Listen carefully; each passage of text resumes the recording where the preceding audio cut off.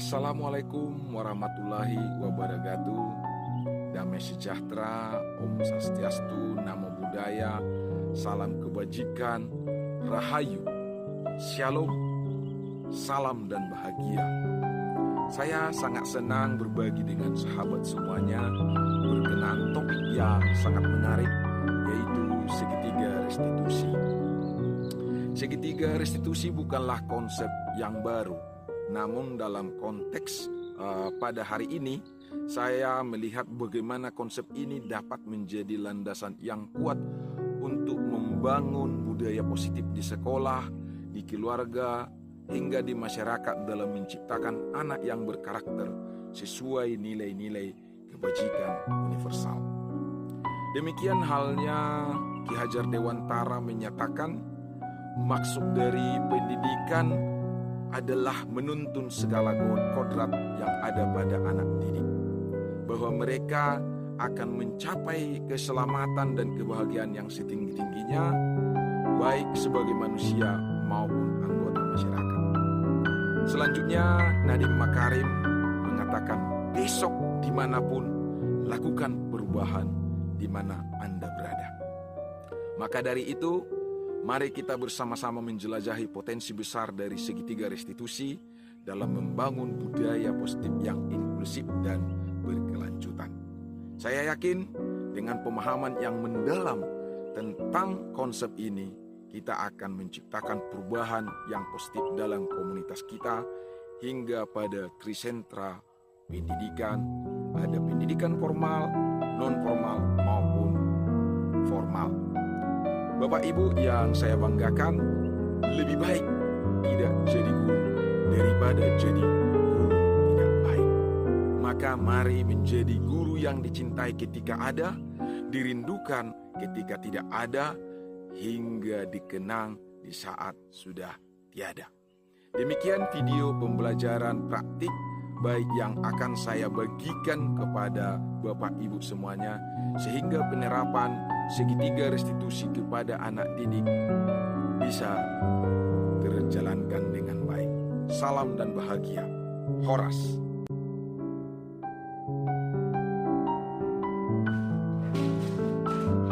Ya, selamat siang Bapak Ibu semua.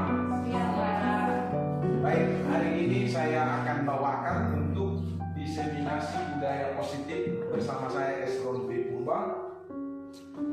Pada hari ini, bagian diseminasi budaya positif ini, kita akan menggali apa saja disiplin positif, teori kontrol, ya, dan kebutuhan dasar manusia dan lainnya. Bapak Ibu yang saya banggakan, sebelum masuk ke materi, saya izin membagikan yang kuesioner, nanti boleh diisi Bapak Ibu. Ini ada 2 lembar, ya, 2 lembar per masing-masing Bapak Ibu guru. Boleh bagikannya, termasuk kepada Ibu Kepala Sekolah, ya. Sudah cukup.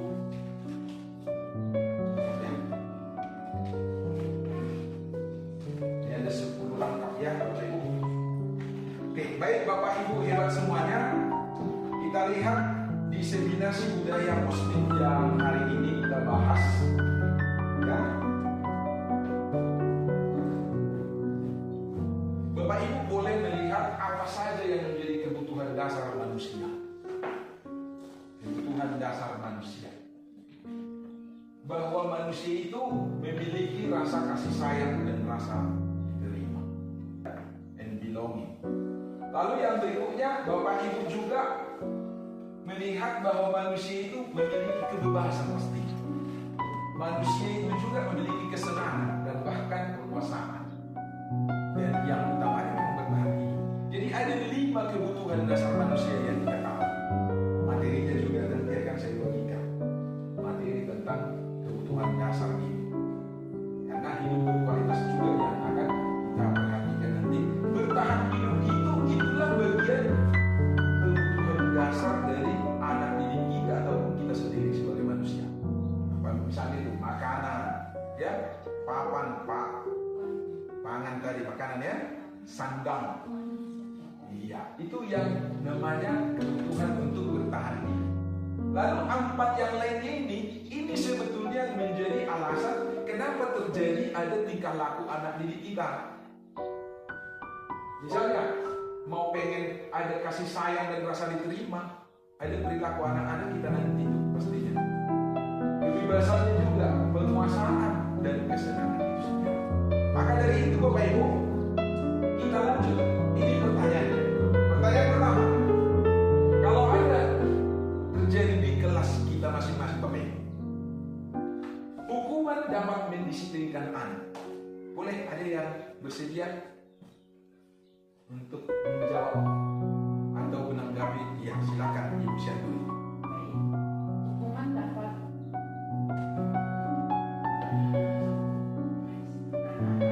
Apakah setuju? tetapi hukuman ini tidak selalu harus dengan keras. Hukuman ini bisa berupa teguran, bisa berupa penilaian pribadi, atau secara sentilan sedikit kepada anak. Oke, terima kasih. Itu menurut Ibu Syanturi. Ada Bapak Ibu yang mau memberikan tanggapan terhadap pernyataan pertama ini? Apakah hukuman dapat mendisiplinkan anak? Oke, terima kasih. Pernyataan kedua, pemberian hukuman dengan hal positif seperti membaca atau membersihkan halaman sekolah dapat meningkatkan disiplin anak. Ayo, ada tanggapan dari Bapak Ibu tentang pernyataan kedua? Ya, setuju. Kenapa Ibu? Karena terkadang saat kita memberikan disiplin seperti membaca akan menambah pengetahuan dari anak. Cara kita menghukum mereka saat mereka tidak melakukan sesuatu, kita suruh dia membaca, dan dampak positifnya mereka bisa menjadi mengetahui membaca, itu istilahnya. Lebih literatif ya. Oke, terima kasih. Lalu pernyataan ketiga ini, saya undang Bapak Ibu menanggapi, memberikan umpan balik yang konstruktif ya. Memberi penghargaan dapat meningkatkan motivasi belajar anak. Ayo Bapak Ibu, boleh? Ya, Ibu apa? Ibu Menal, silakan Ibu dulu. Ya, memberikan penghargaan itu dapat meningkatkan motivasi belajar anak. Setuju atau tidak, Bu? Saya setuju Pak, karena jika kita memberikan sekecil apapun penghargaan terhadap anak, misalnya anak itu mengiyakan pertanyaan, kita memberikan penghargaan dengan cara memberikan tepuk tangan misalnya, atau nilai-nilai plus lainnya, itu dapat meningkatkan motivasi belajar anak dan meningkatkan rasa sayang untuk anak-anak tersebut itu. Oh, meningkatkan daya saing ya. Oke, terima kasih Ibu. Ibu Pandalam dan Ibu Syanturi sudah memberikan masukan kepada kita. Kita tinggal melihat dulu tadi. Coba baik lagi kita kepada kebutuhan tadi. Kebutuhan dasar manusia tadi ada sebenarnya 5 kan itu. Kebutuhan bertahan hidup. Kalau tidak kenyang bagaimana pula? Oh, yang 4 lagi kan begitu. Sesungguhnya bertahan hidup itu secara fisiologisnya, fisik. Tapi ada 4 lagi itu secara psikologisnya. Psiko, berarti kejiwaan atau bagaimana nanti sikapnya berperilaku Bapak Ibu ya. Kasih sayang dan rasa diterima, love and belongingnya. Kebebasan juga ada, penguasaan, kesenangan. Kadang kenapa ada anak yang misalnya pusing dia kan? Sebenarnya ada sesuatu alasannya. Itu yang perlu nanti kita gali kepada nanti. Jadi tidak dengan mengukur. Izin Bapak Ibu tidak mengukur. Tadi usia itu mengatakan kalau boleh jangan. Sudah mulai tergerus yang namanya menyiapkan rotan misalnya atau pukul itu. Ada alat pukul kita tahu. Tidak lagi seperti itu. Tapi bagaimana membuat anak didik memiliki motivasi intrinsik yang bagus. Motivasi intrinsik yang bagus itu ya seperti ini Bapak Ibu. Kita coba bahas. Sesungguhnya memberi penghargaan dapat meningkatkan motivasi belajar anak, iya, tapi bukan motivasi intrinsik yang disebut. Tapi motivasi apa? Ya karena memang diberikan penghargaan. Kalau besok-besok tidak diberi penghargaan, tidak akan mau. Bukan dari dalam dirinya, Bapak Ibu, yang tergerak motivasinya. Boleh saja seperti yang dibilangkan oleh Ibu Menangkan. Hukuman juga, kalau boleh tidak lagi sebenarnya.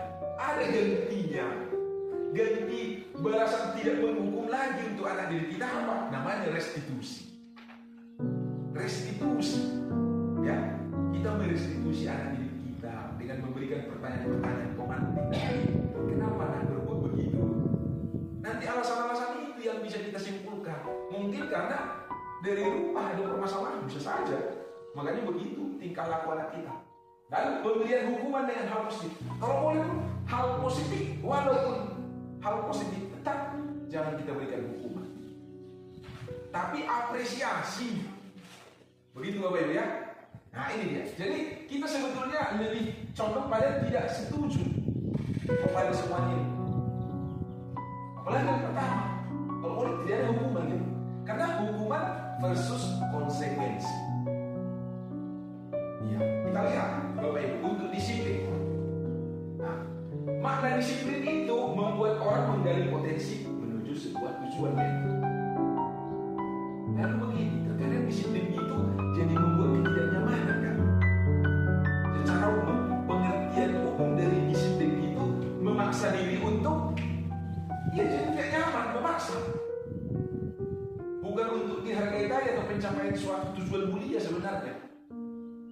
Kenapa di Finlandia tidak pernah diberikan PR, tapi bisa mereka lebih tuntas belajar. Tidak pernah diberikan PR. Nah ini yang muncul motivasi intrinsik dari anak didik itu sesungguhnya.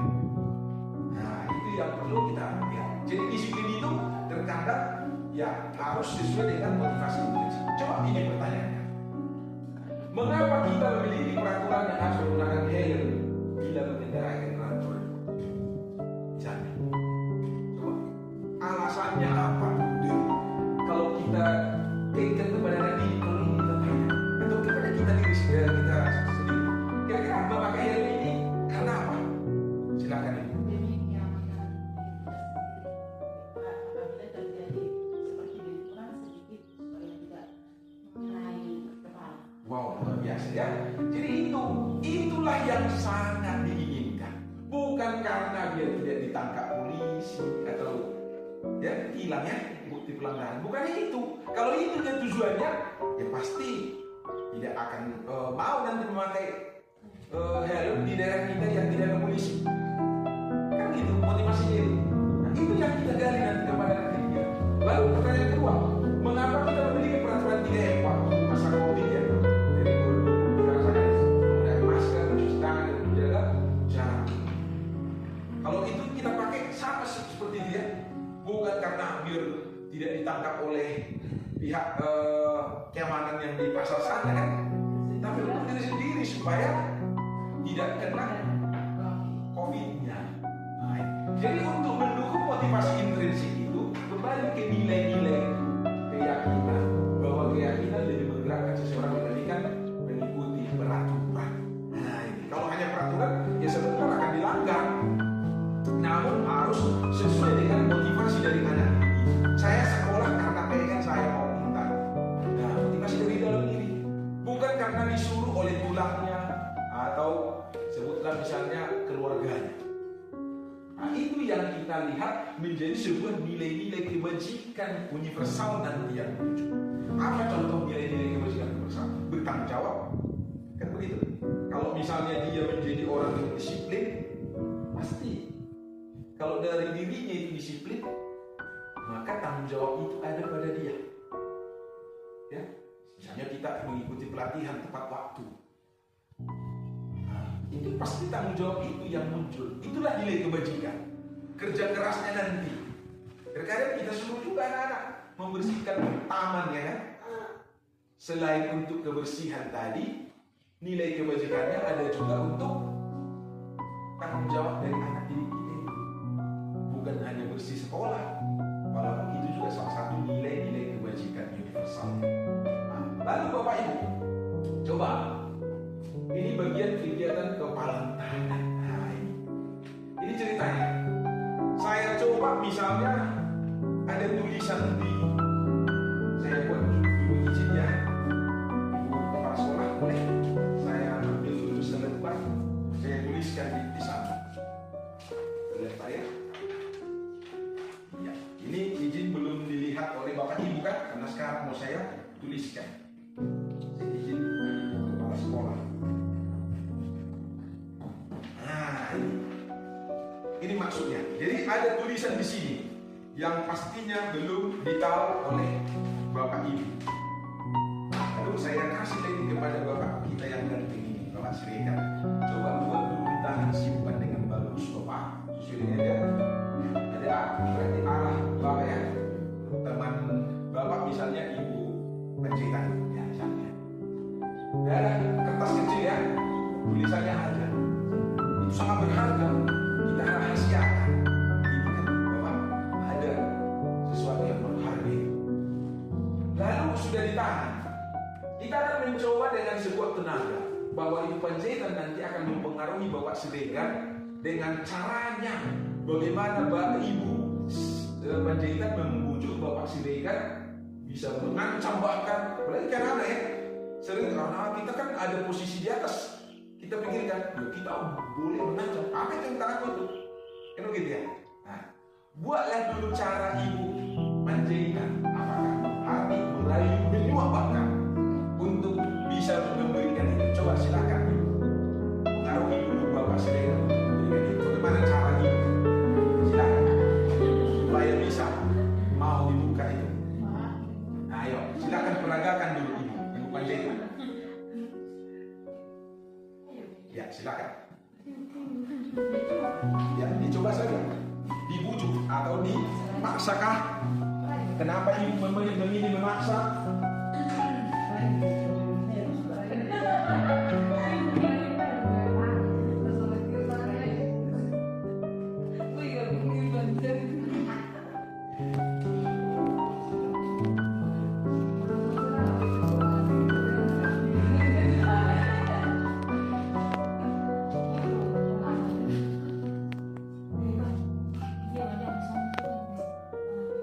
Ayo silakan Bu.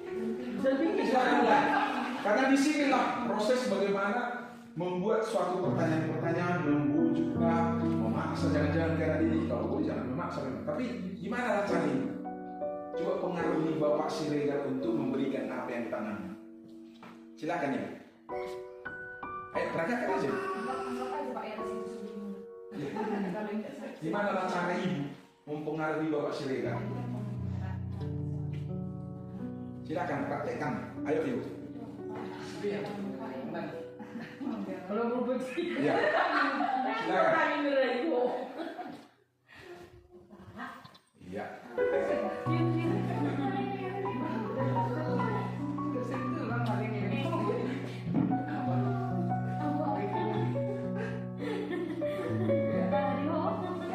Nah, silakan. Boleh, boleh.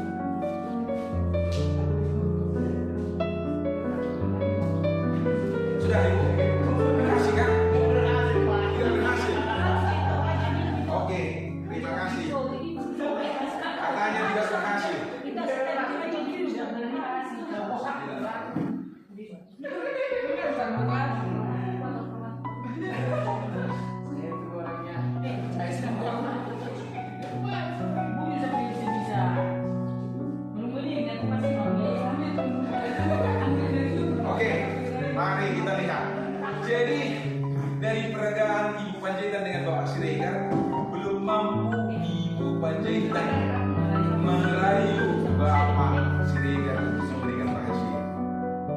Kan begitu ya? Jadi ada teknik-teknik bagaimana merayu sebenarnya. Tapi ada juga begini, tergantung Bapak ini apakah memang orangnya komitmen. Iya. Kan ada misalnya nilai-nilai komitmen. Kalau misalnya sudah ada tugas fungsi dan tugas pokok dan fungsinya, apakah dijalankan itu demi anak didik atau karena ada rayuan-rayuan dari yang lain di sekitar? Ada teman di kuliah sana misalnya, jadinya kita tidak mengajar. Kan seperti itu sebenarnya. Ya, logika ataupun analogi dari maksud ini. Harusnya kita tadi juga harus membujuknya kalau semampu kita. Sekuat tenaga kita kan itu ada kata kuncinya. Gimana cara kita membujuk Pak Siregar, bapakku yang ganteng? Nah, ada teknik-teknik bertanya yang baik, ya kan? Bukan semata-mata kasihlah. Atau jangan-jangan kita juga memaksa kepada anak didik. Kalau sudah terjadi pemaksaan, maka anak tidak bahagia lagi kan?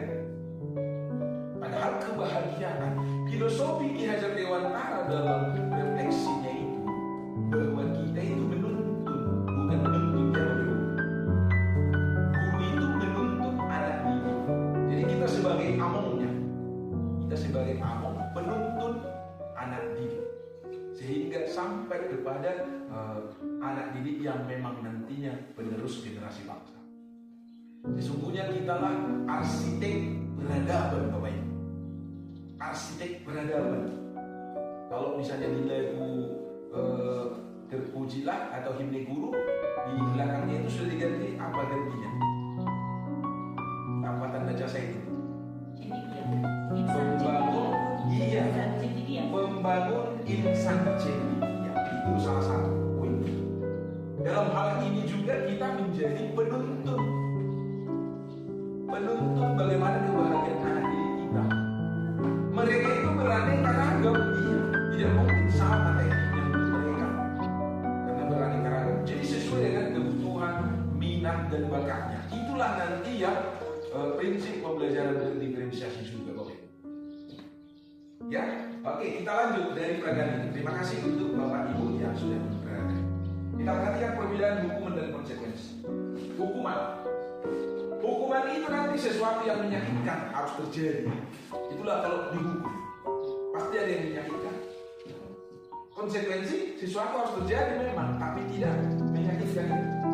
Tapi yang kedua, membuat anak sakit baik itu secara fisik, ya fisik kalau dipukul, hatinya kalau secara psikis tadi. Iya, dikasari. Hanya omongan kita yang terlalu kasar akan membahayakan bagaimana anak didik itu secara psikisnya. Nah, membuat anak merasa tidak nyaman itu masih konsekuensi loh. Hanya tidak nyaman. Jadi yang gue ini kira-kira udah bagus enggak? Padahal membuat tidak nyaman juga ini konsekuensi. Sudah nyamankah Bapak Ibu?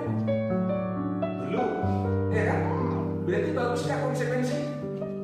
Berbasis konsekuensi? Belum. Nah, belum ini yang terbaik. Lanjut, anak membenci kedisiplinan, itulah hukuman. Lalu anak menghargai disiplin memang kalau konsekuensi. Nah, lalu ada paksaan, itu kalau hukuman. Sedangkan pada konsekuensi, stimulus ada, tanggapan juga ada. Lalu bagian hukuman yang berikutnya mendorong anak menyakiti diri sendiri, bisa terjadi. Disakiti diri sendiri.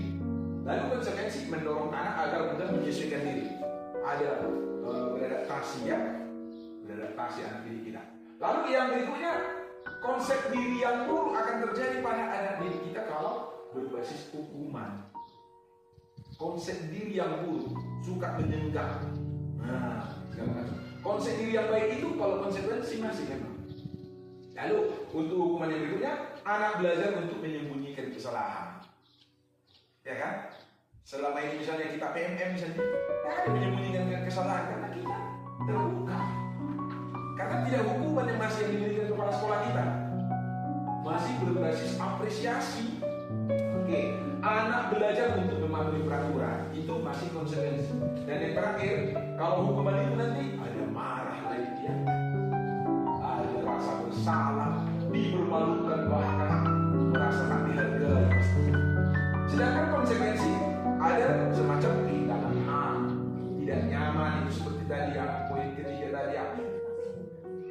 Lanjut, ada diasingkan untuk sementara. Berarti kedua-duanya belum bagus. Walaupun ada konsekuensi yang terbaik itu mana? Ada alasan untuk itu. Kita lihat Bapak Ibu. Contoh ini dulu. Apakah tindakan guru berikut ini merupakan hukuman atau konsekuensi? Misalnya yang pertama, mencatat 100 kali di dalam buku kalimat dengan kalimat saya tidak akan terlambat lagi. Karena terlambat anak kita ini, kita suruhlah mencatat sampai 100 kali. Saya tidak akan terlambat lagi. Bagaimana menurut Bapak Ibu? Hukumannya? Iya, sangat setuju dengan Ibu Kepala Sekolah. Hukuman. Kalau yang kedua, lari mengelilingi lapangan basket 2 kali karena terlambat dari sekolah. Hukuman juga, ya fisik lah. Malah fisik juga, oke. Terima kasih Ibu Kepala Sekolah. Yang ketiga, murid diminta untuk push up 15 kali karena tidak menggunakan masker di sekolah. Hukuman juga. Yang keempat, menggantikan kertas tugas kelas, tugas teman yang telah dicoret-coret, diganti kertas tugas teman yang telah dicoret-coret. Konsekuensi, ya terima kasih. Membersihkan tumpahan air di meja tulis karena tersenggol pada saat belajar.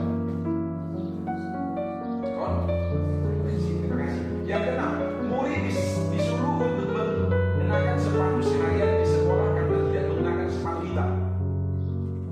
Hukumannya. Yang terakhir, lari mengelilingi lapangan basket 2 kali karena terlambat 10 menit untuk pelajaran PCOK.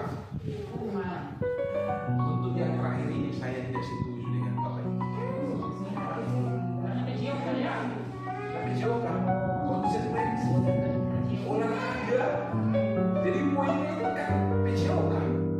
Ini bisa saja menjadi pemanasan sebenarnya. Bukan hukuman Bapak Ibu ya. Nah, kita lihat perbedaan dari hukuman dan konsekuensi. Karena anak yang belajar PCOK ya biasa memang 2 kali itu keliling atau mengelilingi lapangan basket tadi. Bisa ya Bapak Ibu? Itulah konsekuensi dari hukuman. Sekarang nilai-nilai kebajikan universal itu memang dimulai dari awal, yaitu peraturan kelas. Ya, itu namanya kesepakatan kelas juga. Kalau boleh kesepakatan kelas juga kita arahkan anak didik kita untuk ikut membuat apa saja peraturan kelas kita. Bukan semata-mata otoriter gurunya yang membuat peraturan kelas. Supaya nanti apa? Itu bisa diikuti dengan baik. Nah, lanjut, ada keyakinan kelas. Keyakinan kelas ini bisa juga sekaligus peraturan kelas. Tapi keyakinan kelas karena sudah dimulai dari motivasi intrinsiknya. Sedangkan lingkungan positif terjadi karena apa? Sudah menjalankan keyakinan kelas. Bahkan budaya positif yang juga ada dalam visi-misinya Ibu Kepala Sekolah kita. Tadi kami bercerita visi-misinya. Ada tadi yang disiplin positif dulu Pak, kata Ibu Silawan tadi. Jadi budaya positif nanti kan yang harus dibiasakan. Itu nilai-nilai kebajikan universal yang harus kita arahkan kepada anak ini. Sehingga tidak ada nanti banyak bully. Makanya ada tanggap terhadap bully kan. Lalu inilah contoh kesepakatan kelas Bapak Ibu. Yang pertama, datang tepat waktu, mengucapkan salam. Misalnya salam 3S ya. Senyum, sapa dan salam. Oke. Yang kedua, menjaga kebersihan sekolah. Kebersihan itu nanti bisa menjadi keyakinan. Kebersihan, karena kebersihan itu sebagian dari iman misalnya. Itu yang menjadi sebuah konten apa namanya? Pernyataan yang bagus ya. Bahwa kebersihan adalah sebagian dari iman. Lalu yang ketiga, berdoa sebelum dan sesudah kegiatan. Nah, itu kesepakatan. Lalu keempat, aktif dalam berbicara. Aktif, jangan pasif. Dan yang kelima, tertib. Jadi ini menjadi tanggung jawab nanti kalau bagian kebajikan. Ini misalnya contoh kesepakatan. Kita boleh buat sebagaimana yang hari itu kita sudah bahas bersama waktu saya sebelumnya datang ke sini dengan Canva kita buat. Kita buatlah kesepakatan kelas seperti ini nanti. Di kelas kita masing-masing bisa saja berbeda ya kesepakatan kelasnya. Nah, kita susunlah itu dengan cantik mungkin menggunakan Canva maupun di sini. Kesepakatan kelas. Sedangkan ini contohnya kita lihat ada keyakinan kelas dan juga memang bagian yang sedang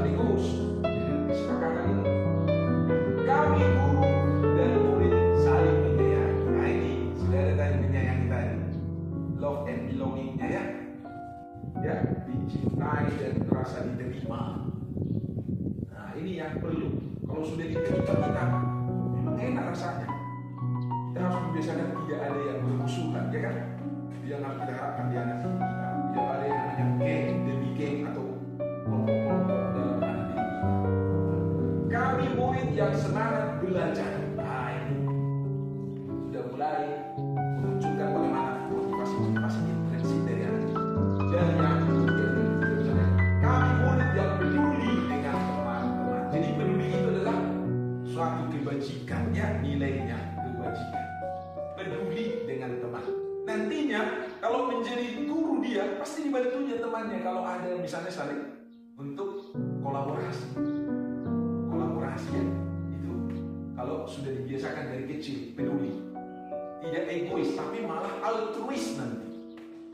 Nah itu dia. Oke, inilah bagian kesepakatan dan sekaligus keyakinan kelasnya. Inilah menurut ahlinya Bapak Ibu. Ya, sudah ditulis dalam Gozen ini bahwa posisi kontrol itu juga kita lihat. Kita itu sebagai guru kadang melakukan yang mana gitu. Coba, yang pertama ada yang merek ya, penghukum, kedua membuat orang merasa bersalah, ketiga teman, yang keempat pemantau, yang kelima manajer. Mana kita di sana? Kalau penghukum berarti, aduh, janganlah, kita harus merubah mindset lagi, jangan menjadi penghukum untuk anak didik kita. Membuat orang merasa bersalah boleh, tapi tidak menggali bagaimana itu motivasi intrinsik. Teman boleh saja sahabat dari anak didik, tapi tetap yang terbaik itu nanti adalah sebagai manajer. Kalau hanya memantau juga belum ada yang namanya umpan baliknya ataupun yang terbaik dari anak didik. Misalnya di sana, manajer itu contoh bagaimana anak didik nanti menghargai diri sendiri pasti. Jadi anak didik merasa terhargai kalau kita buat pada posisi kita guru sebagai manajer. Apa yang kita lakukan? Guru itu nanti berbuat mengajukan pertanyaan-pertanyaan seperti yang mengarahkan kepada Pak Siregar tadi. Jadi pertanyaan-pertanyaan jangan sampai memaksa, tapi kita bujuk. Nah, kenapa bisa terlambat? Nah, itu dulu pertanyaannya. Jangan langsung disentak. Nah, ini yang harus dibiasakan maksudnya. Kita kembali bagaimana ke filosofi di hasil Dewan Terakhir. Sesuaikan pula dengan visi misi kita itu sebagai guru. Kita harus memiliki nilai-nilai yang harus kita tanamkan sebagai guru di guru dan di diri. Lalu bagaimana guru berkata? Contohnya apa yang kita yakini, apa yang kita bisa kerjakan untuk memperbaiki masalah jika memang ada suatu masalah pada anak didik. Nah, lalu bagaimana hasilnya nanti akan menguatkan pribadi. Nah itu dia, akan dikuatkan. Iya, rupanya saya tidak dimarahi oleh guru saya. Saya berarti harus semangat. Kadang-kadang kalau kita gali lagi masalah-masalah dari anak didik, ya, pasti bisa saja terjadi karena dari rumah. Bagaimana misalnya sepatunya kenapa menjadi yang putih, padahal aturan misalnya yang hitam. Jangan langsung, kenapa itu kau pakai? Tidak seperti itu caranya lagi seorang guru di zaman sekarang. Karena sudah ada pula undang-undang perlindungan anak itu hati-hati. Nah, di samping juga akan membahagiakan anak ini kalau yang namanya pakai safety restitusi dengan posisi kontrol guru seorang manajer. Nah, lalu murid nanti berkata bagaimana? Bagaimana caranya saya bisa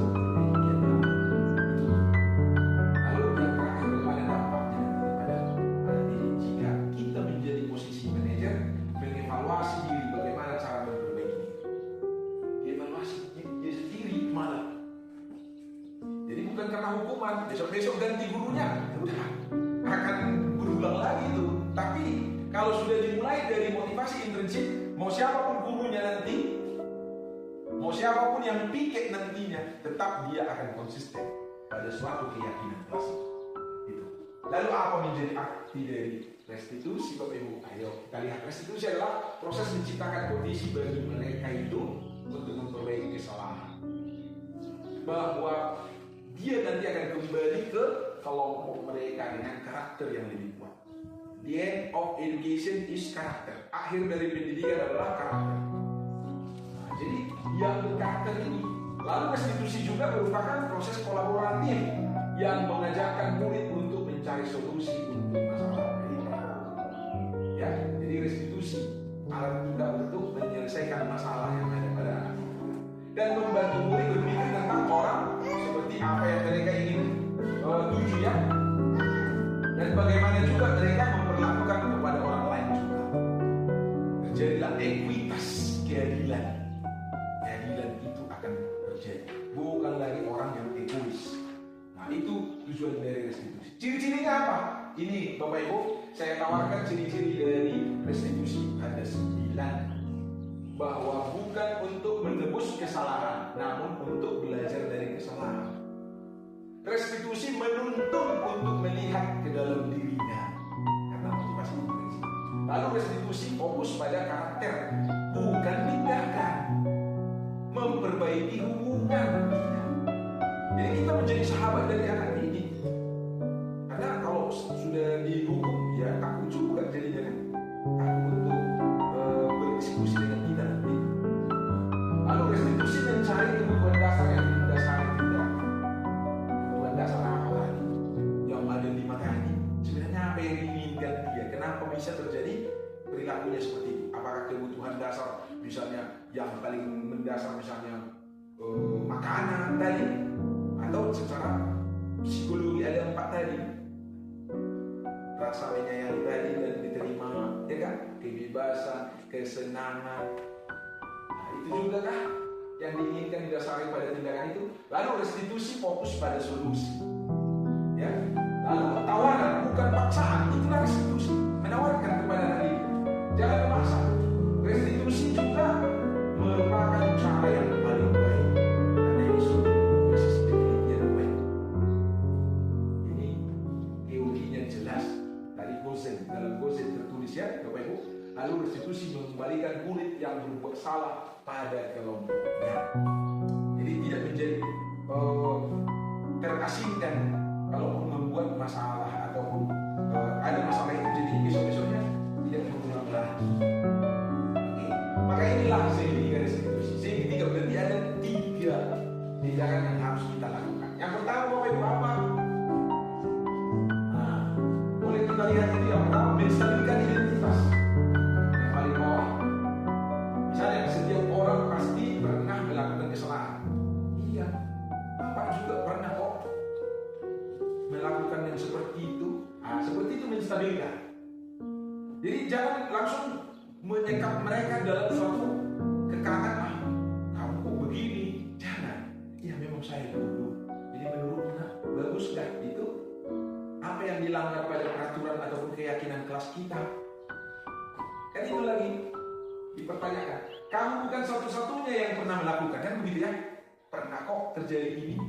Nah itu. Lalu kita validasi kebutuhan.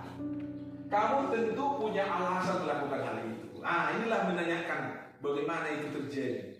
Kebutuhan apa sebenarnya yang diinginkan anak dari 5 kebutuhan yang kita tahu. Kamu tentu punya alasan kan? Nah, alasan apa lagi? Itu pertanyaan yang kita usahakan kepada anak ini. Tawarkan pertanyaan-pertanyaan pemati itu. Lalu, adakah cara yang lebih efektif untuk mendapatkan yang kamu butuhkan? Lalu kita menanyakan keyakinan, nilai-nilai apakah yang kita sepakati. Lalu kamu ingin menjadi orang seperti apa? Jadi ini bisa menanyakan bagaimana cita-citanya. Nah, jadinya memang anak itu menjadi anak yang berkarakter lah. Nah, secara umum untuk kesimpulannya Bapak Ibu, inilah disiplin positif.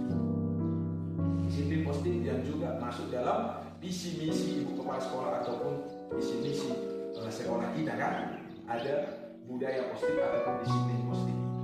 Menurut teori pilihan dari Glasser, Bapak Ibu boleh lihat kebutuhannya dasar untuk manusia kan sudah saya sebutkan tadi. Ya, posisi kontrolnya juga kan sudah tadi ada 5 kan. Teori motivasi juga dari ahlinya ada motivasi ekstrinsik dan ada intrinsik. Jadi kalau posisi kontrol itu nantinya yang nomor 1, 2, 3 kalian itu 1, 2, 3, 4. Nah, kalau 1 dan 2 saja hanya menghindari hukuman lah dia. Kalau yang bagian teman dan pemantau nanti kita gurunya, berarti nanti hanya untuk mendapatkan imbalan. Nah ini yang penghargaan tadi misalnya, buat bintang gitu kan, siapa yang sudah paling rajin, bukan itu yang kita inginkan, yang paling hebat. Tapi muncul dari diri sendiri. Jadi untuk menghargai diri sendiri, sehingga muncullah nilai-nilai kebajikan universalnya. Jadi harus ada keyakinan kelas tadi. Itulah yang perlu kita buatkan Bapak Ibu sehingga nanti anak kita lebih berkarakter. Ada pertanyaan dari sini Bapak Ibu? Silakan. Jika ada boleh bertanya. Ada pertanyaan? Kalau tidak ada, silahkan di scan atau diketik itu linknya untuk menerima umpan balik yang konstruktif dari Bapak Ibu semua. Silakan coba di scan ataupun diketik dari HP-nya masing-masing. Yang boleh scan.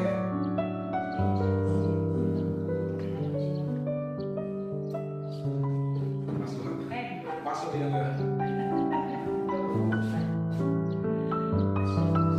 Sambil boleh dikerjakan itu nanti juga ini dilingkari Bapak Ibu. Tolong dijawab dengan serius. Jangan mengada-ada dulu. Sesuai dengan aslinya. Karena kita akan beri briefing. Bagaimana kita sebenarnya. Gambaran diri kita nanti. Kuesioner yang ada itu dipilih ya. Ada 3 pilihan. Nomor 1 tidak benar. Nomor 3 langsung. Kadang-kadang yang nomor 5 sangat benar. Silakan Bapak Ibu isikan. Jumlahnya nanti aja ya Bapak Ibu. Jumlahnya nanti. Langsung dilingkari saja dulu. Sambil boleh mengakses ini Mentimeter ya. Silakan dibuka menti.com-nya.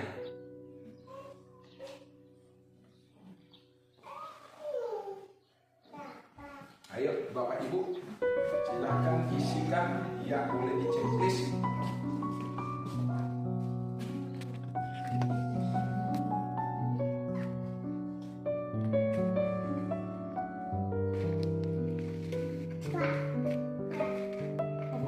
Ya, ada apa Bu? Udah sempat dicek, silakan.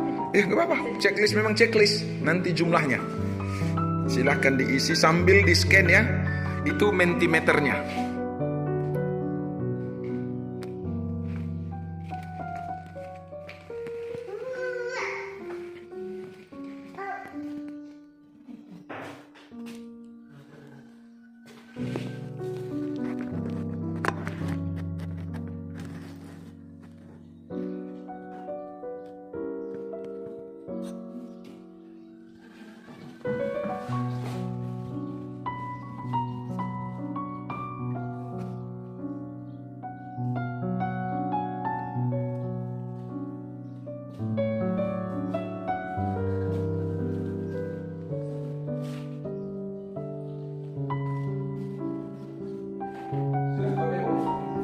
Ya, tinggal diisi.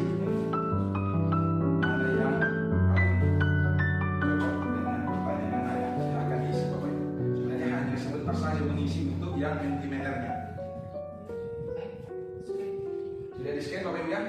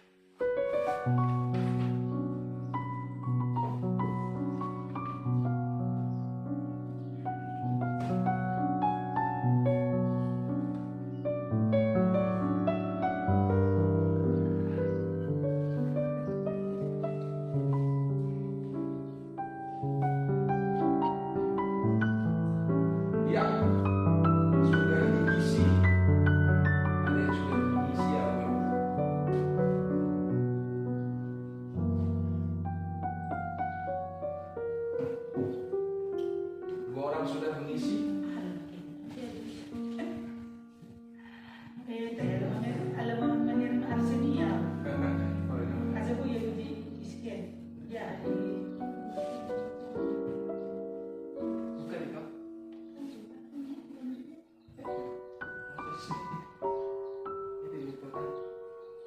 Sudah kan? Siapa yang sudah mengirim? Iya, Pak Siregar sudah. Iya, ini Ibu Sianturi juga sudah. Hanya itu ya. Lanjut dengan ini isi-isiannya. Sudah sampai halaman 2? Belum. Iya. Tidak usah dikumpul.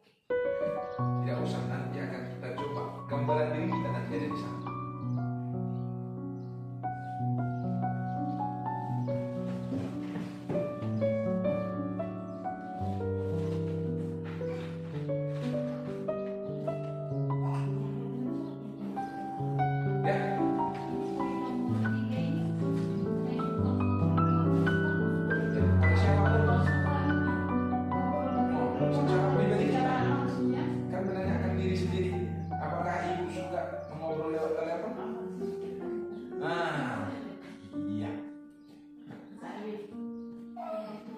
Iya, responnya masih 2 ya, Bapak Ibu. Belum di scan ya? Itu silakan di scan.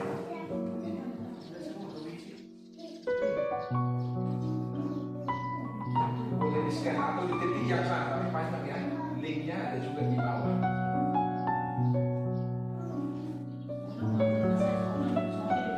Ya, buka, ini ada. Iya, buka, bisa. Jadi otomatis kan ada yang sini sampai proses buka.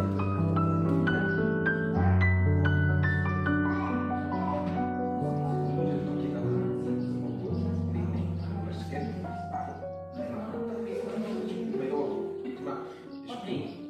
ya beda kalau menjawab secara online.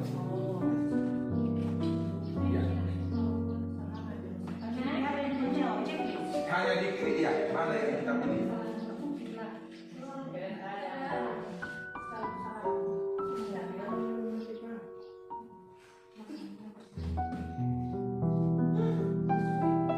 Sudah 3 orang merespon yang di Meta.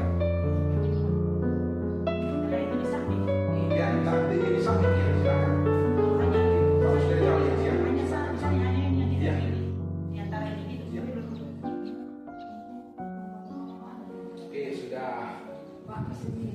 Ya, barcode-nya lagi ya. Oke, saya bisa langsung.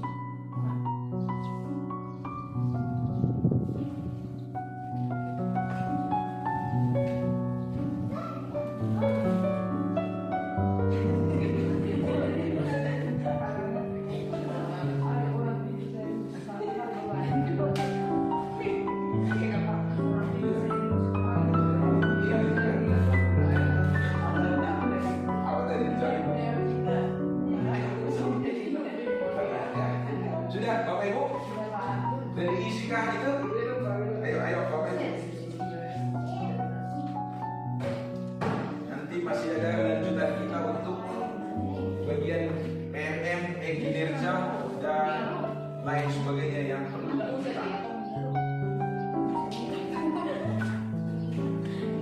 Kita memantau di sini sudah 5 orang. Ayo, Bapak Ibu, saya tunggu masih.